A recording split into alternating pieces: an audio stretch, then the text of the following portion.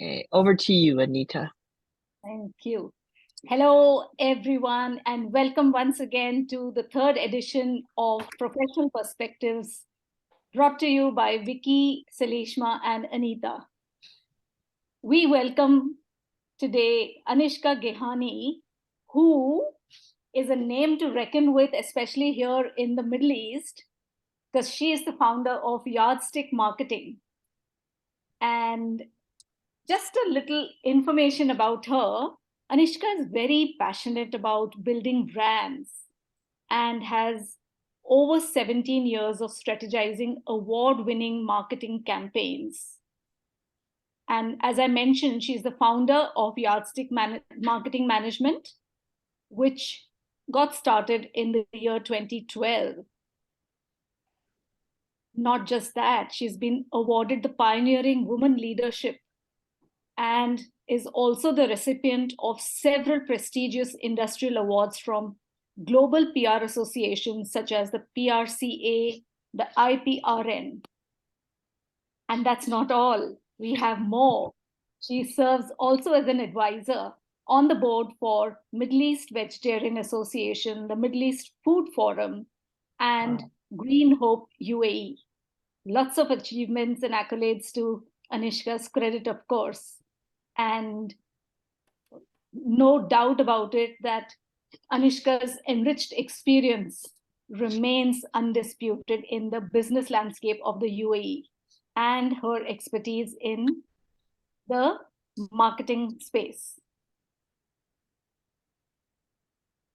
So put your hands together to welcome Anishka. Welcome, Anishka. And I hand you over to Vicky first for the first question. Okay. Absolutely. Thank you so much, Anita. That was lovely. Thank you. That's all you. Okay. Yes, it is. And before before I actually ask my first question, not too many people were born and raised in Dubai. So could I ask where you're from and what brought you to Dubai if you were not originally from there? Absolutely. So I grew up in Dubai. I'm originally from Mumbai. My parents have been in Dubai since 1970s. So my dad was a banker, and he used to work with the British Bank of Middle East, and that's what got him to Dubai. And as a child, I grew up here. So I think it's extremely fortunate to grow up in this part of the world because you've seen so much of evolution. I think Dubai as a city has been a great source of inspiration. And yeah, so that's a little bit about growing up in Dubai, but yeah, originally from Mumbai. Okay, well, fascinating. And I've only been to the airport in Dubai, so I can't, but it is a fascinating city. I have read about it and seen many pictures.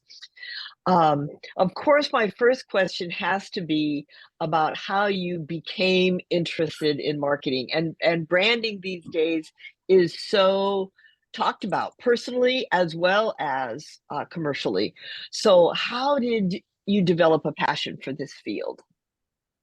So just going back a few years, when there was a choice that we had to make between what exactly you want to do, and I think at 17, 18 years of age, you're not really sure.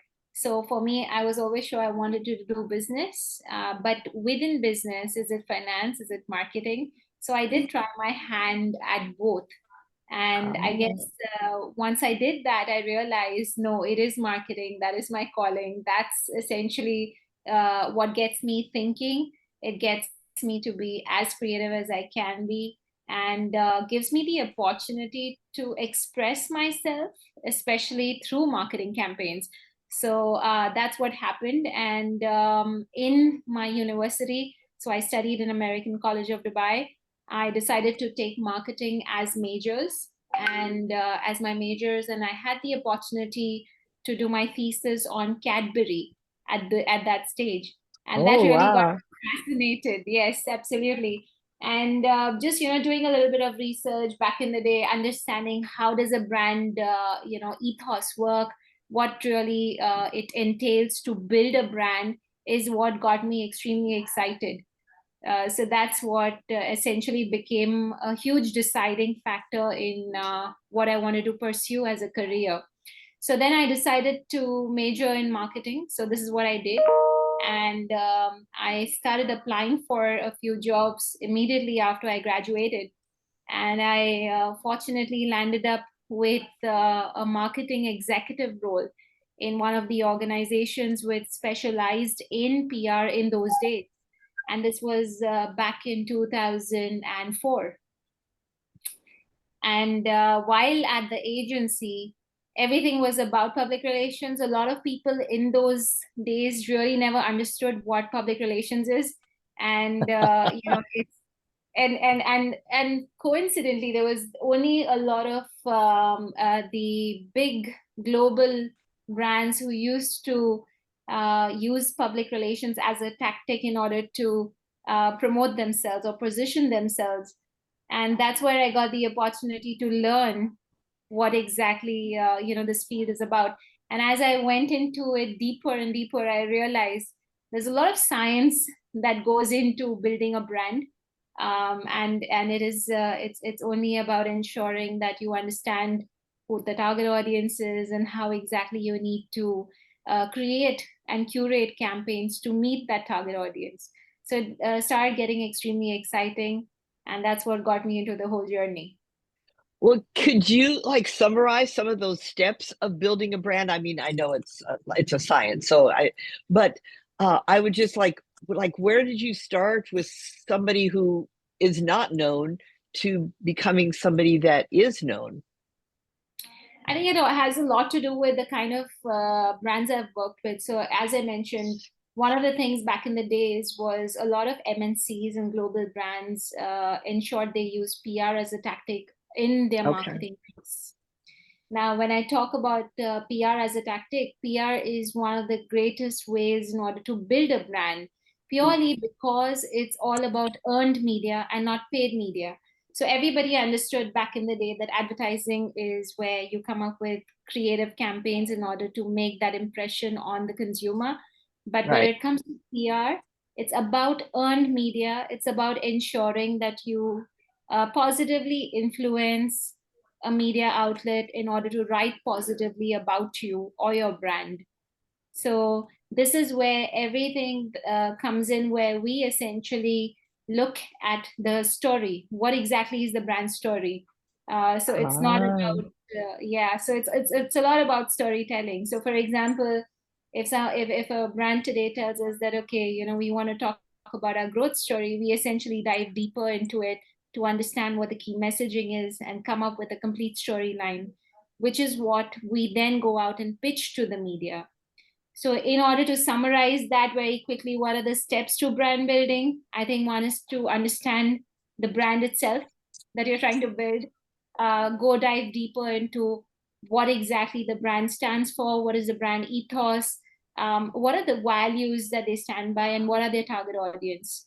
Um, the second is understand the media landscape very clearly.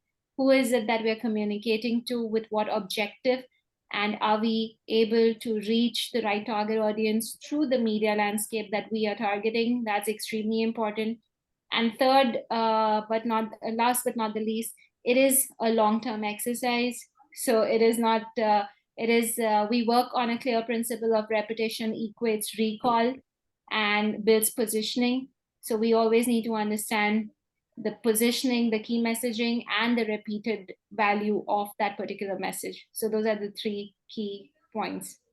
it sounds like you have to be a really good listener because it sounds like you have to they're telling their story and you have to listen beneath the surface of what they're saying to pull out those things. I think it's Vicky, to go back to it. Once you're in the field and you understand who your client is, you do a lot of research yourself. So, of course, irrespective of whatever the brand says, you always know this is the story that you need to pick out of it.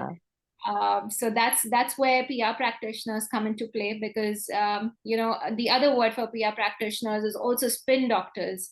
We need to know how to spin a story. So Spin. Okay. yes, and that's essentially what we do day in and day out. usually we think of spin as a negative, with a negative connotation, but here it sounds more positive. It is absolutely. It's very positive, and also it really depends on what kind of brand or what kind of person we are marketing or building the positioning for. And of course, it has to have a positive spin, because if you think of it from a client perspective, all they want to do is speak positively about themselves. But this is where we come in and we say, hey, but this is what the general audience is interested in, and this is exactly what is going to catch the eyeballs that we're looking for. I have another question, but I have to let Anita go. No, please go ahead, Vicky. Please go ahead. Okay. Well, what I want to know is, how did you go from working for someone to entrepreneurship? So it's a bit of a personal story, to be honest. I used to be working with an agency, and the CEO who used to run the agency, I considered him as a mentor. And one fine day, after 8.5 years, he decided to pack his bags and leave, and he wanted to relocate to the US. And at that stage, I decided I wanted to do things differently, because I already had a few ideas, and I did not want to follow industry norms. I did not want to follow the real, the competition, as someone would call it.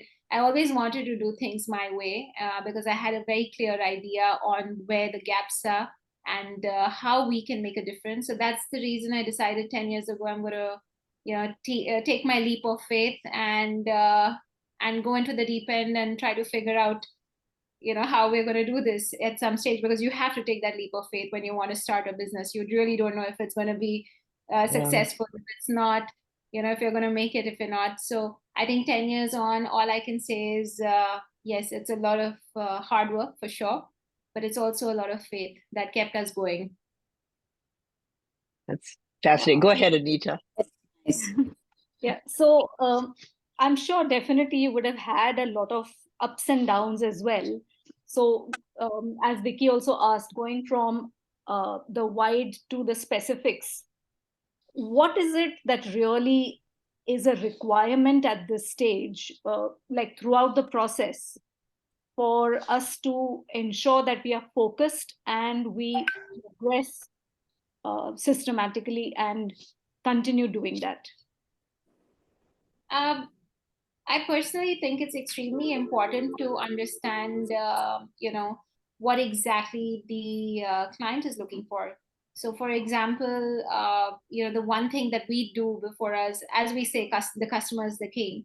So, for us, our oldest client, and this is a client that I inherited from my previous agency, has been with us for the last 18 years. And purely because they see that we understand what they're trying to communicate. So I think the closer you're to your clients, the better it is. In terms of keeping focus, it's extremely important. Marketing is an ever growing, ever evolving space. So there's a lot of technology that is being incorporated in daily campaigns. So it's extremely important to keep reading. So in the office, we have a big learning environment. We actually have a morning huddle where everyone shares something positive, something that the whole table can learn from. So, these are practices that we have inculcated as an organization to ensure that we're always relevant. We always know what's happening in the industry, be it on the innovation side, be it on the global trends.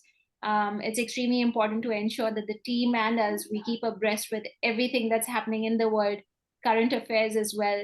Because when we sit across a client, it's extremely important to understand the macroeconomics as well. Not only look at them as a client, but also give them the sort of knowledge and idea that this is what the industry is talking about, and this is how you can differentiate. So we, as a team, always ensure when we sit with a client, yes, as marketing consultants, but we always act like the business consultants, because we always work towards their vision and goal as well.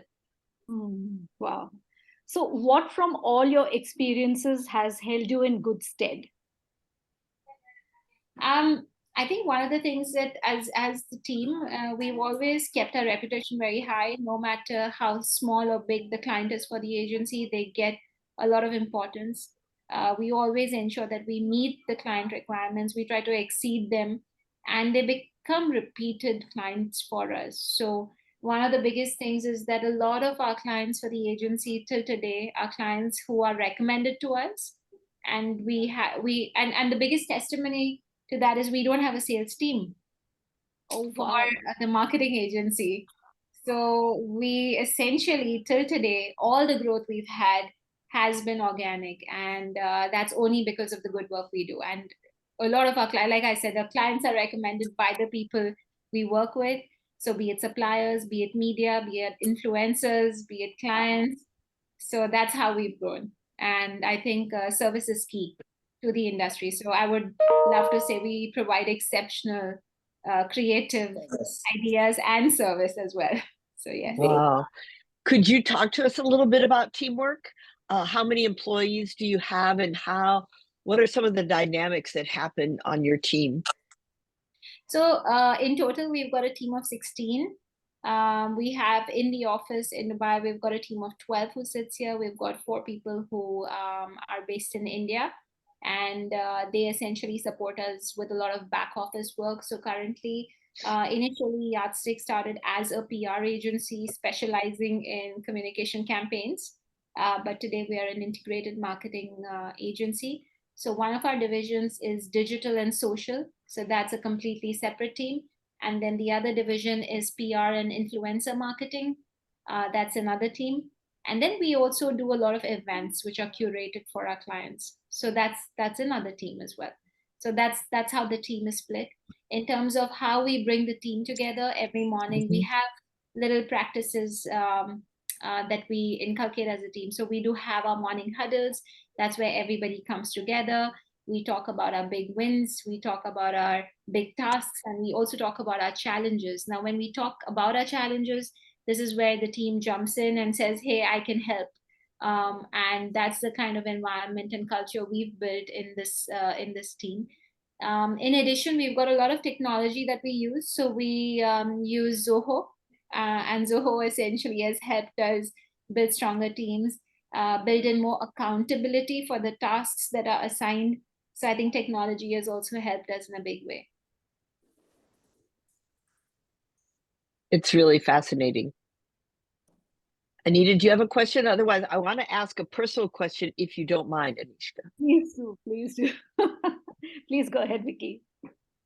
Well, I would like to ask if you're married and whether you have children, and how being this entrepreneur and business person melds with your family life.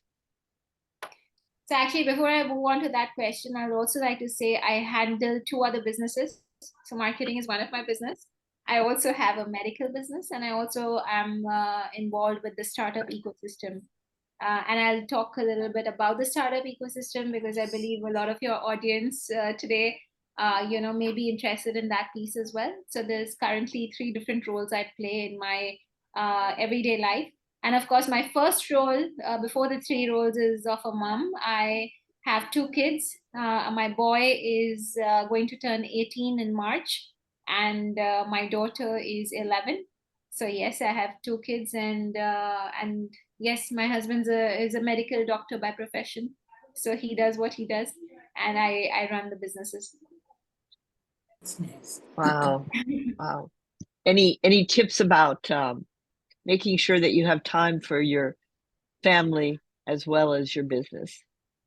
I think eventually it all becomes about time management, planning, organizing, and also a lot of it is delegation.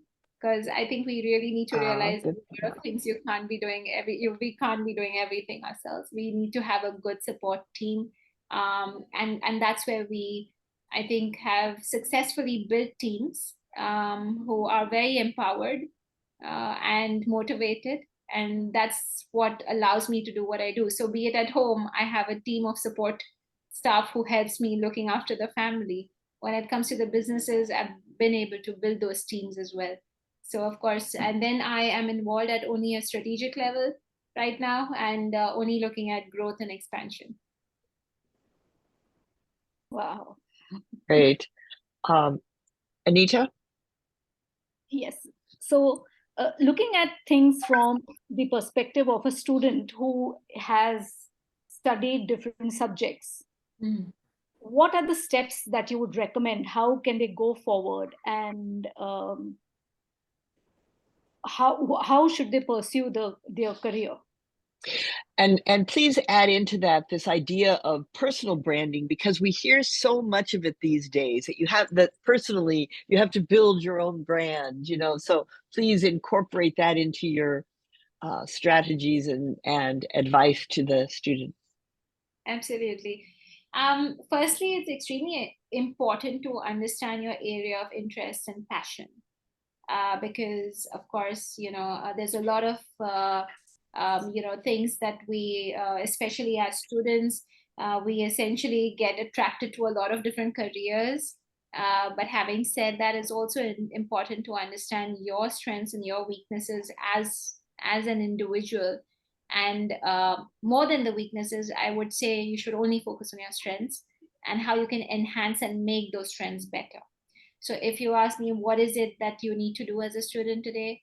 We need to always keep learning, always keep studying, always keep understanding what is going on in the market. What are the global trends? What is the new technology?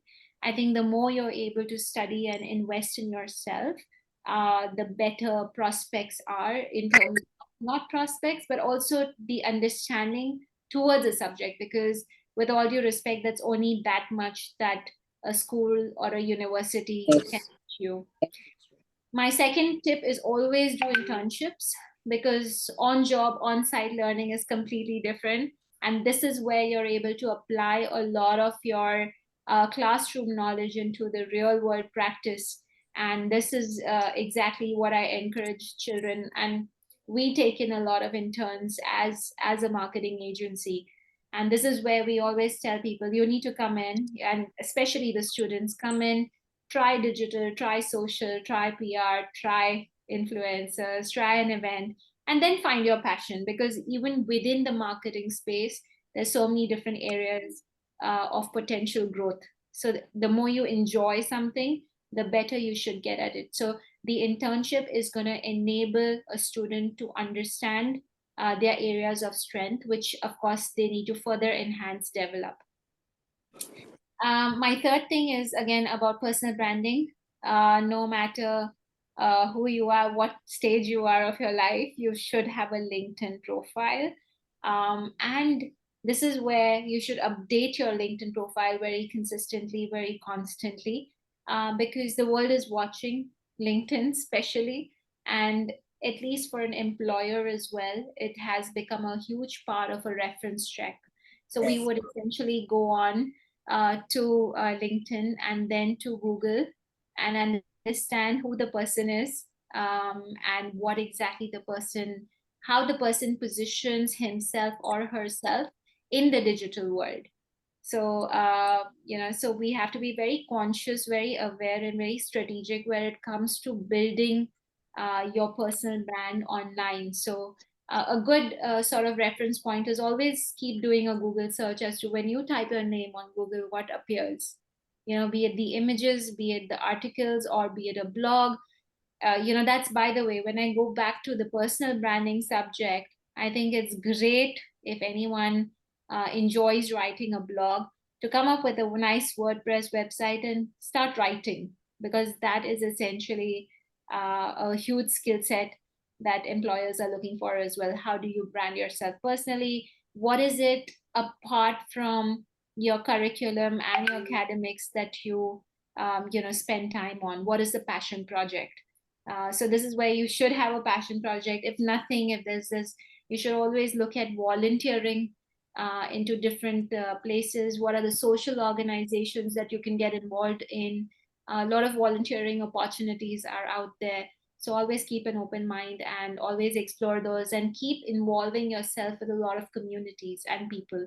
So when it comes to personal branding, of course, online is one aspect, but also keep building that community and those people around you who can also, vouch for who you are as a person. So that always helps. Yes, that is really great advice. I really like the idea of just always being involved. And the idea of a blog, is that do you think people really find time to read a lot online? Absolutely. Google loves content, and people do love content. Of course, it's about creating content that engages. Now, that can be either through a blog, it can be through a video, it can be through, any sort of podcast. So there's various ways in which, but yes, content consumption on a daily basis is going up globally. People do read, or people do Yes. listen, or people do watch. So Okay, we need to work on our teacher forum. Yes, we do. Yes, exactly. She is inspiring me for sure. glad to know. Very much, very much. So, Anishka, I was actually going to ask you about the internship factor, and you mentioned it yourself. So, thank you actually for doing it. What intrigues me is that you mentioned you have been working in an MNC and collaborating as well. What aspects of those did you pick up versus what did you need to input from your side? Of course, everything would be unique because you are creating things yourself, you are the founder. But where is it that you feel a little shaken up or challenged? Um, Going back to what was missing and what exactly I saw as a gap is what I would address. And then exactly I'll tell you where the gaps were. So the big agencies and agencies only cater to the MNCs and the corporates because, back in the day, for example, because this particular agency was started as a PR agency. Back in the day, the PR practice was used for propaganda to win elections, to win campaigns. It was for the governments. It was for political parties to spread messages. And then it, of course, trickled down to a lot of MNCs who started using it very cleverly in order to put out their message and build their brand positioning. But when it came to the SMEs and when it came to the solopreneurs, there wasn't any agency who was talking to them. Because if you look at it today, more than 90% of the UAE landscape, business landscape, is SMEs. But there was not really any particular agency who was creating specialized curated packages or specialized curated campaigns only for the SMEs. So what exactly was the challenge that I have faced is education. So we being from the marketing space understand how we can make the most of it. But when you're talking to an SME, they never understood the power of earned media because for them everything needs to be an ad. Oh, okay, how much is it going to cost me? Well, an article is not how much it's going to cost you. It's about building your brand awareness. Okay, so how much is it? Am I going to be featured in X publication or Y publication? So the understanding and the education has always been something that we have had a challenge with. But moving on, I think our biggest challenges will be honestly with a lot of the workforce being able to adapt the new technology that's coming in. So with artificial intelligence coming in, a lot of the teams that we have, either with me or with anybody else globally as well, it's the adapting of the team skill set in order to meet those sort of to make use of the technology that's available. So example, with the tools like Chat GPT, I don't know if everyone's read about it. Chat GPT is one of the coolest AI tool which is now available, which essentially means that you don't really need to write your copy. You just write your keywords and there is a copy which is given to you. Oh Now my with that, gosh. yes, absolutely. And with that sort of happening, the teams that are already in the marketing space or the students who are already studying marketing need to understand, okay, then what is my, where exactly, is it that I, as an individual, can yet add value? So that creativity is going to become extremely important. The understanding, the learning is going to become much more important because honestly, today with AI coming in, a lot of our jobs are going to get easier. But yes, as individuals, we will need to keep upskilling ourselves. Wow. Do you have any regrets about your career or the stages in your career? I think I'm very grateful for where I am. Like I mentioned, a lot of my journey was not planned. Yes, at that stage where my ex-boss decided to pack his bags and leave to the US, that was a turning point in my life where somewhere where I sat down, I thought life is over because this is all I know. This is what I know, and I don't know how life is going to be.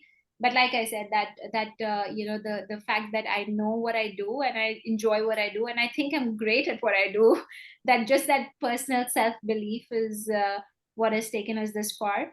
And today, yes, marketing is a very close practice to my heart, but with the other businesses that I run as well, I'm able to take a lot of the learnings from this business and implement them in the other businesses.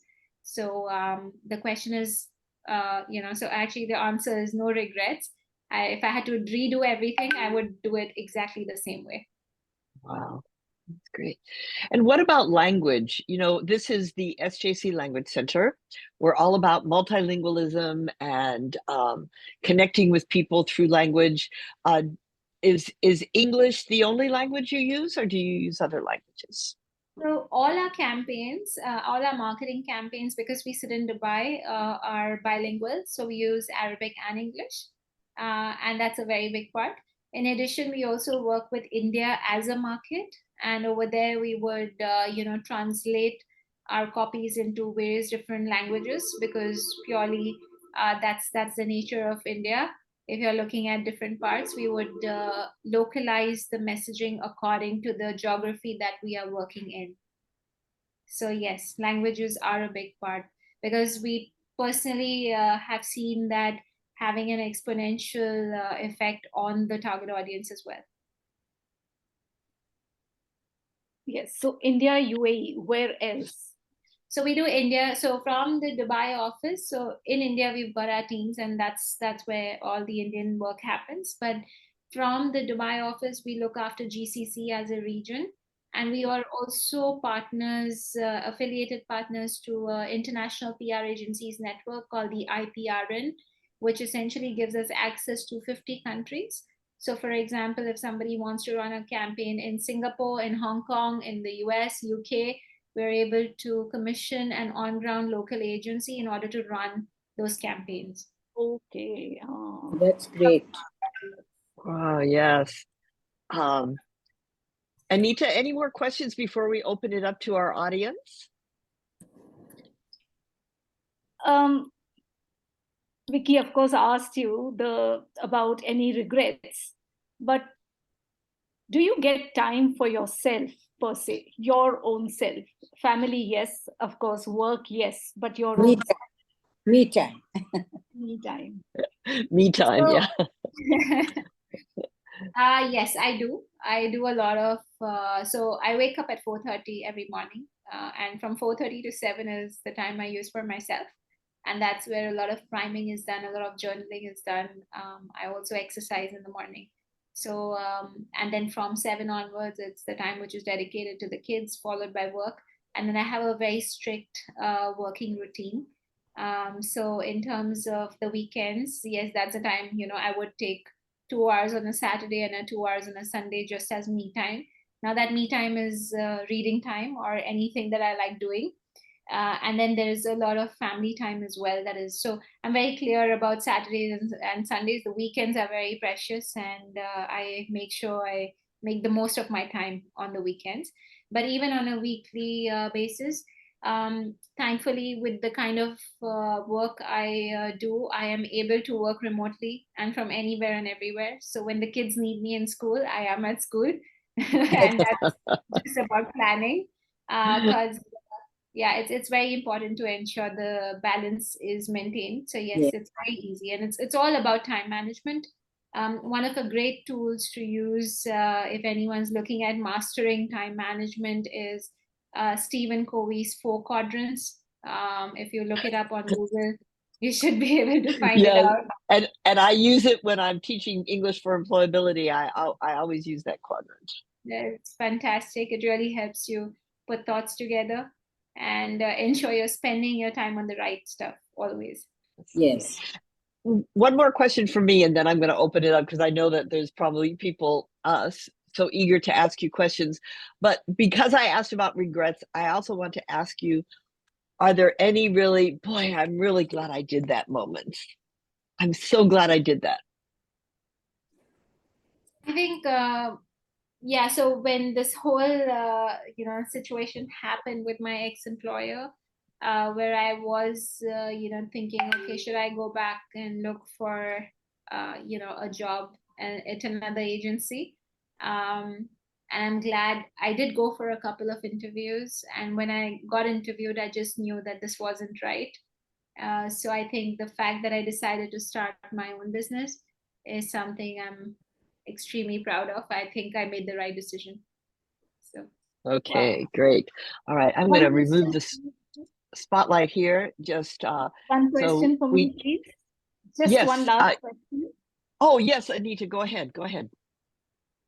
So Anishka, what are the books that you would swear by? The books, these are the must reads. So about right to ask that question. Anita stole my thunder, right? I think one of my favorite books is Think and Grow Rich. It's one of my most favorite books, and it's an all-time favorite, purely because it's just so relevant. Right now, what I'm reading is I Can Make You Rich. So it's a lot of life is about your personal relationship with your finances, and that's an area of life I am looking at improving this year. So that's the book I'm currently reading. But yeah, those are the two books that I would really think anyone and everyone should read. Wonderful. That would be work-wise. Any personal self-help? So both of those are self-help. Think and Grow Rich is a self-help book, and so is I Can Make You Money. That's also self-help. But there's also something on a more spiritual level is Tuesdays with Maury.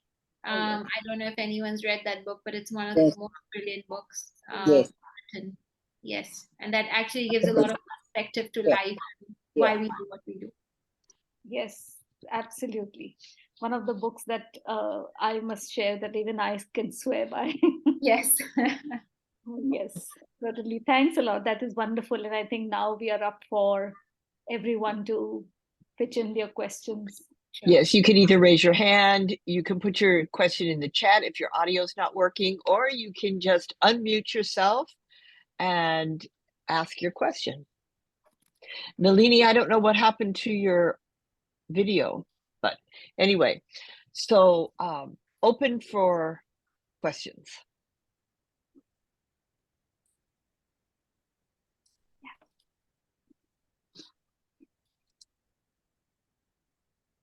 Okay, Nalini, your audio's back, but you're muted. So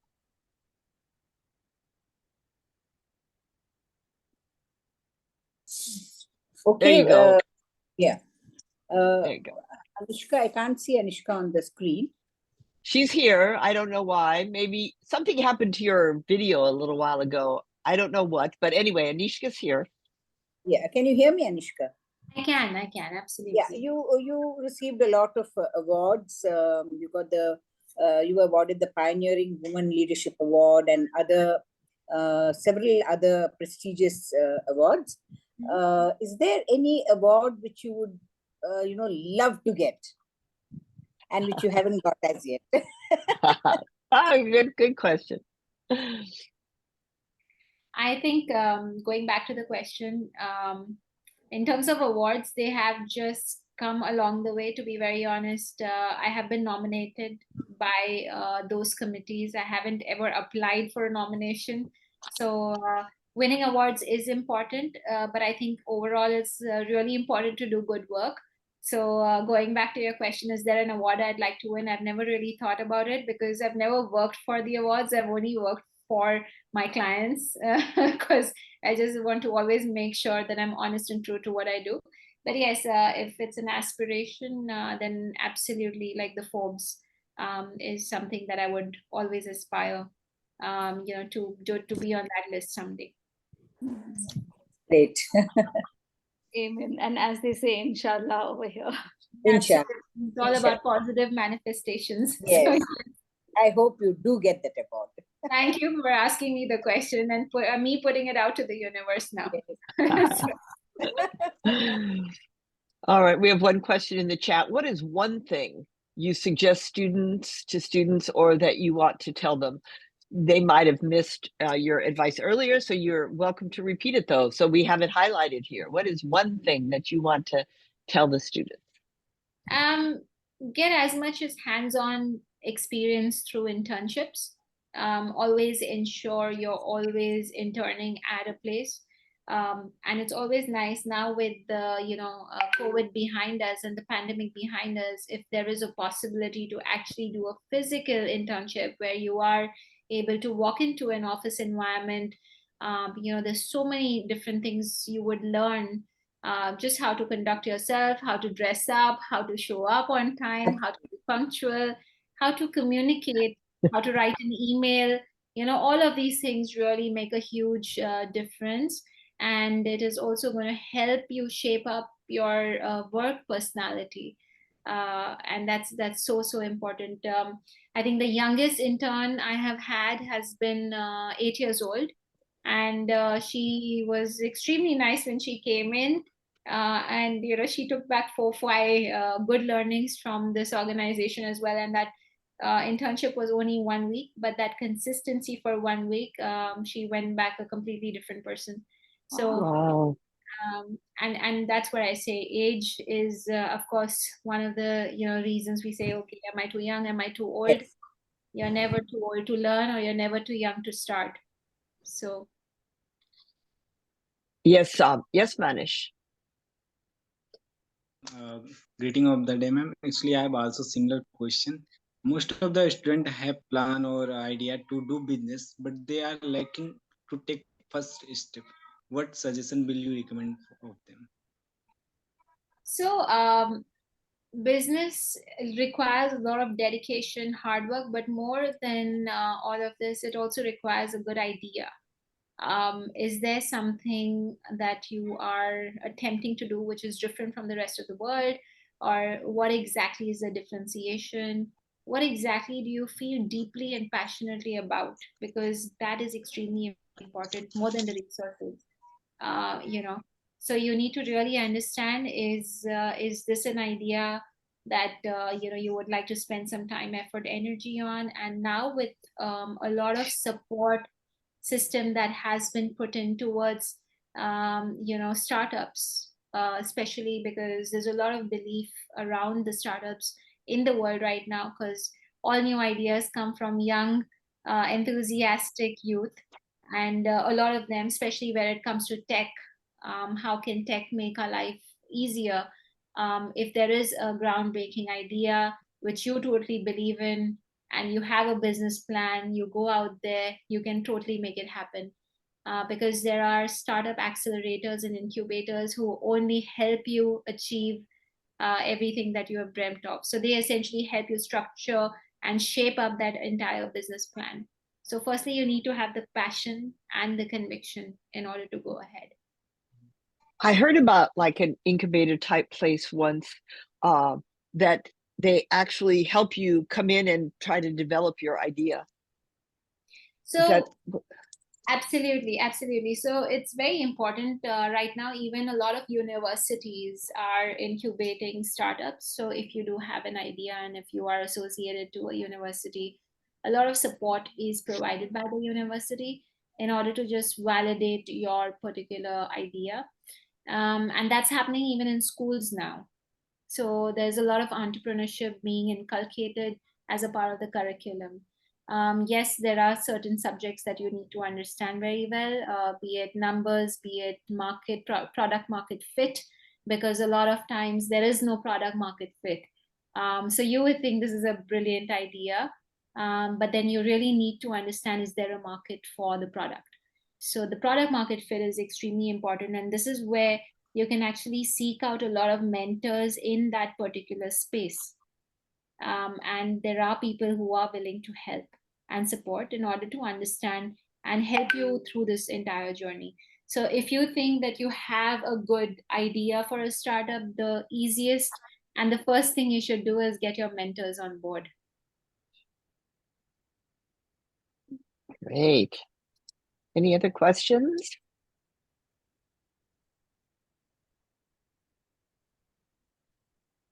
Do you plan to do any mentoring yourself? Yes, I'm currently mentoring a couple of startups myself, and then that is one of the reasons. So just a little bit about my startup journey. I am associated with an entity called India Accelerator.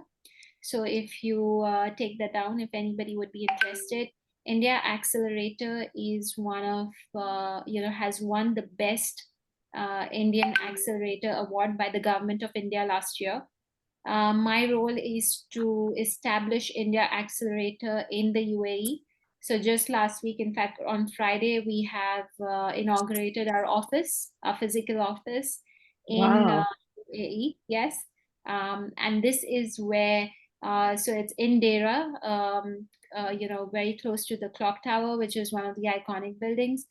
And this is where we are going to be bringing in a lot of mentors, we're engaging with a lot of universities in order to mentor students, and also bring in a lot of corporates who are looking at solving their problems.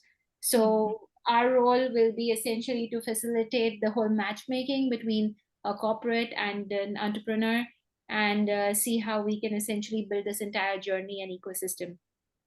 So that's a little bit about us. One of the things is, as startups, India is one of the biggest, the third largest startup ecosystem in the world. So if you look at the US, you look at China, we are the third largest, and we are growing at a very rapid pace.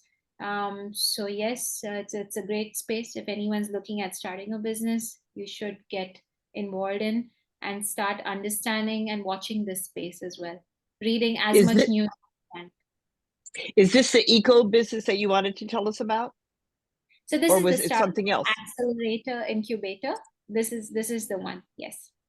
Okay. So I am currently the principal partner for India Accelerators in the UAE.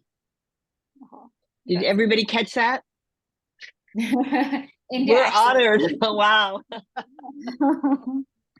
We are an India elite. Excel. Yeah.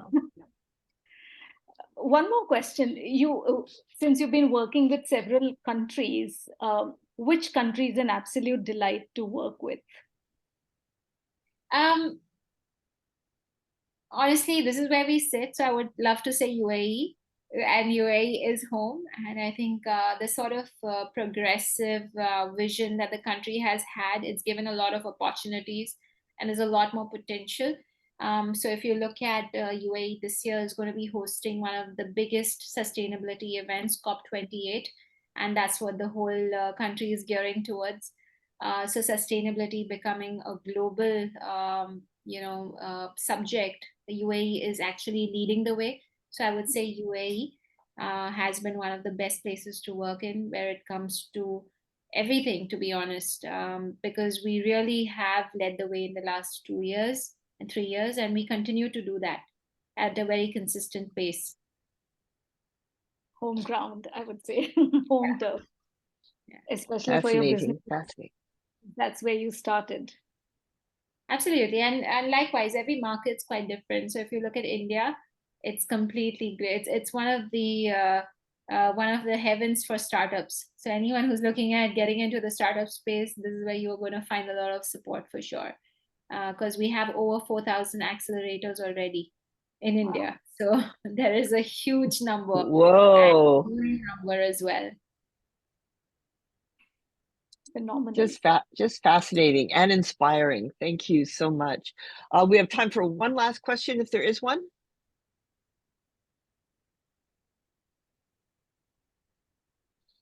All right.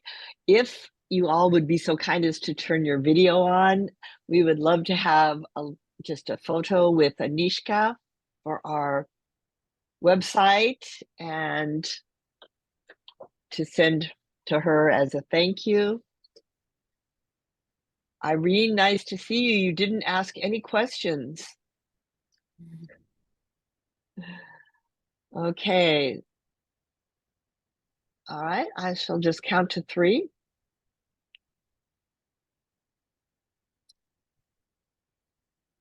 1, 2.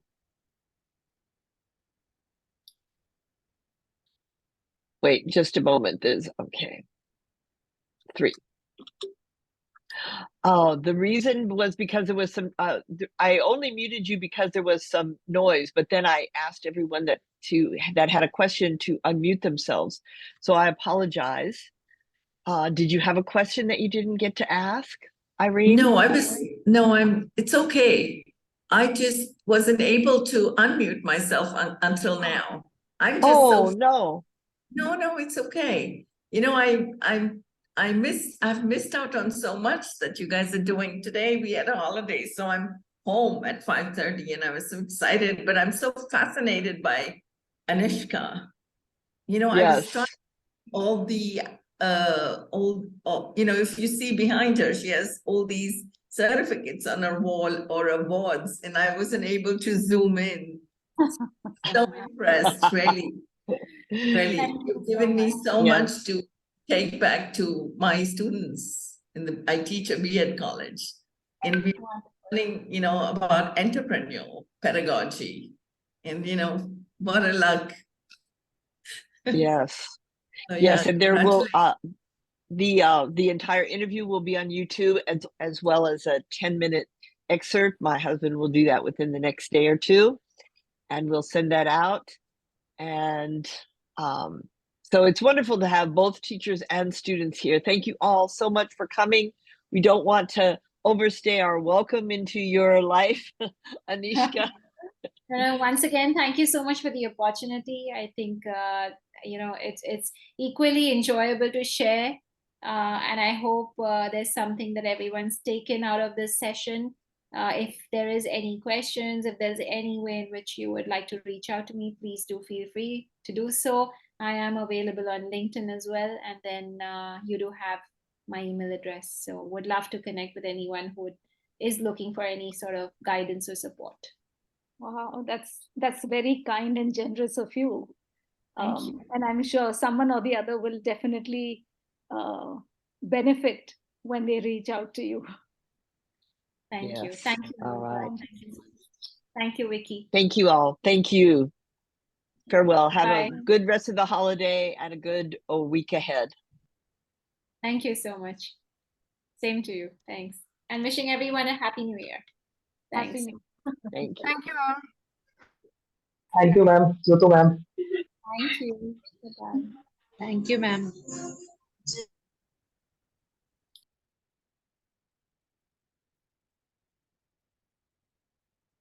Thanks, Anita. Good to see you. I'm going to Yes. send Sentil his questions now for next Monday. Oh, yes. Great. See you.